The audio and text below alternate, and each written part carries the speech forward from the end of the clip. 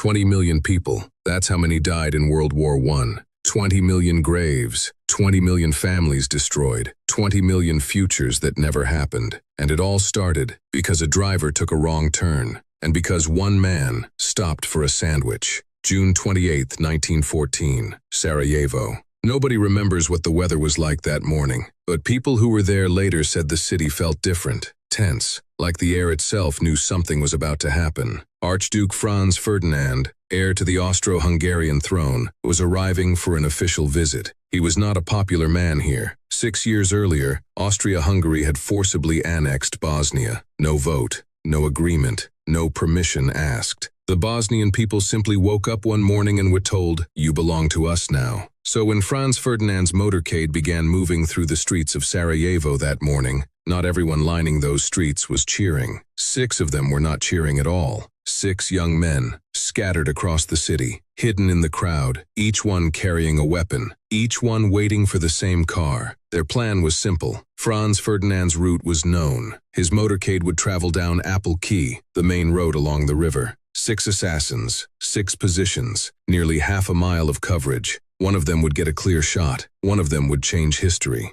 At 10:10 in the morning, the motorcade began moving. The first assassin saw the car coming. He froze. He let it pass. The second assassin was blocked by the crowd. He couldn't get through. The third, Nedeljko Chabrinović, did not freeze. He struck his bomb against a lamppost to activate the fuse. He threw it directly at Franz Ferdinand's open-top car. Time stopped. The bomb bounced. Off the car, off the folded roof, off something. Accounts differ. It clattered to the road. It rolled. It exploded under the car behind. 12 people wounded, 2 seriously. But Franz Ferdinand, untouched. The motorcade accelerated. Police ran in every direction. Assassins scattered, some arrested, some fleeing, one swallowing a cyanide pill so old it only made him vomit. And one, Gavrilo Princip, simply stood there. 19 years old, thin, dark eyes, a loaded pistol still in his coat pocket, and a mission that had just completely fallen apart. Princip walked away from his position,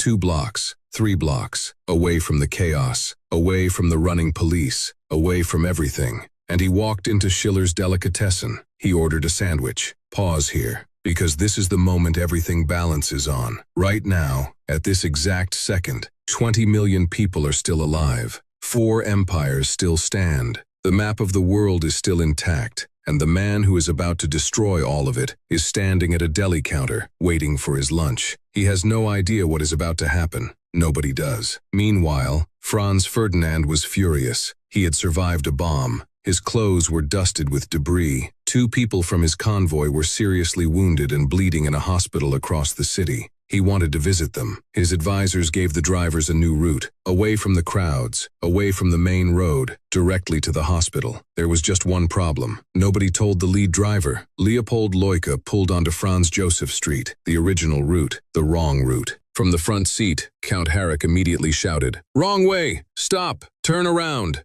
Loika hit the brakes, hard. The engine stalled. The heavy car, reversing now, repositioning on the narrow street, came to a complete stop. Directly in front of Schiller's Delicatessen, Gavrilo Princip looked up. 10 feet away, through the window, was the open-top car. And in that car, sitting completely still in the sudden silence, was Archduke Franz Ferdinand, the man he had come to kill, the mission he had abandoned, the target that had driven itself to him. Princip did not think. He did not plan. He did not hesitate. He stepped outside. He raised his pistol. 2 shots. The first struck Franz Ferdinand in the jugular vein. The second struck his wife Sophie, who had thrown herself across him to shield him, in the abdomen. Franz Ferdinand's last words, spoken to his dying wife, were, "Sophie dear, don't die. Stay alive for our children." She was gone within minutes. He followed shortly after. By 11:30 that morning, both were dead. And now, the dominoes began to fall.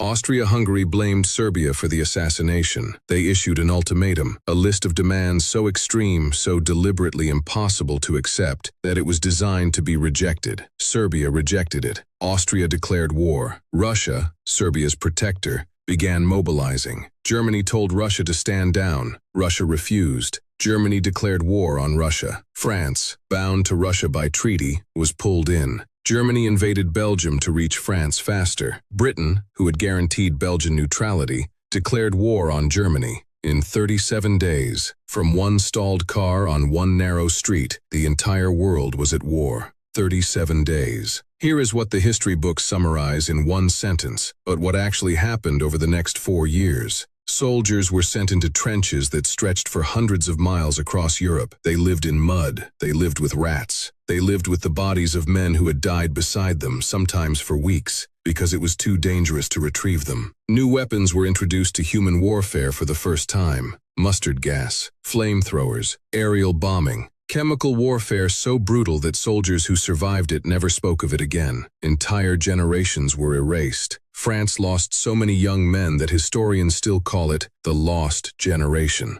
Britain lost 900,000 soldiers. Germany lost 2 million. Russia lost so many that the collapse triggered a revolution that changed the entire country forever. And the Ottoman Empire, pulled into the conflict, collapsed completely. Its fall redrew the entire map of the Middle East. The borders drawn in 1918 by exhausted diplomats in Paris, borders that cut through ancient communities, split families, ignored history, are the same borders responsible for conflicts still happening today. 20 million dead, 21 million wounded, 4 empires gone, an entire world permanently changed. Because of a wrong turn, a stalled engine, and a man who stepped out of a sandwich shop. Here is the part nobody tells you about Gavrilo Princip. He was 19 years old when he fired those shots. Under Austro-Hungarian law, too young to be executed. He was sentenced to 20 years in prison. He served 4. Because in 1918, the same year the war ended,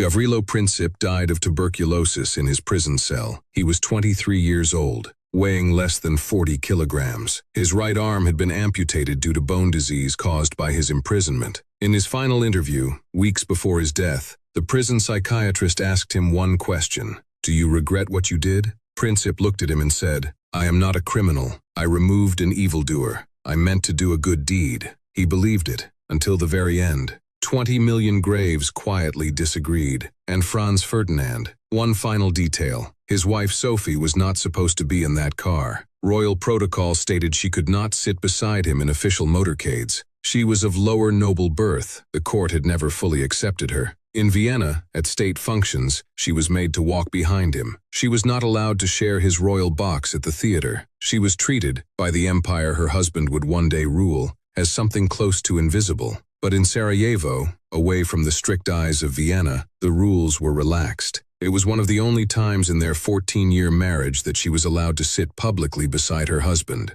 They died together. Some historians have noted, with quiet sadness, that in death, Sophie finally received the dignity the empire had denied her in life. So here is where we end up. A driver who didn't get the message, turned the wrong way. An assassin who had given up, stopped for lunch. An empire that took a country without asking, created enemies who never forgot, and 20 million people paid for all of it. History is taught to us as a series of grand forces, inevitable conflicts, the clash of empires, the movement of armies, the decisions of powerful men in important rooms. But sometimes, history turns on nothing. A missed instruction, a stalled engine, a narrow street, a sandwich. The next time you make a wrong turn, you'll probably just be a few minutes late. But somewhere in the past, someone made the same mistake, and the world never recovered.